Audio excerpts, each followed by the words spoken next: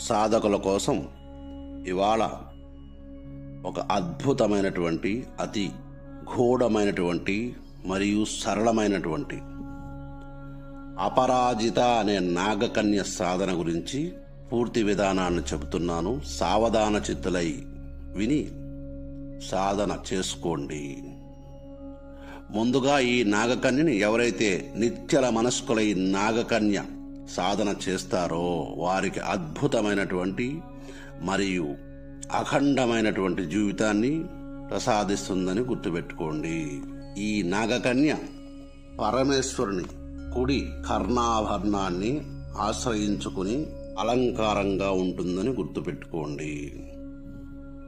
ఈ సాధనని ఆడ, మగ మరియు నపుంసక ఎవరైనా సరే ఇంట్లో ఈ సాధన చేసుకోవచ్చు. లేదా నదీ పరివాహ ప్రాంతాలలో ఈ సాధన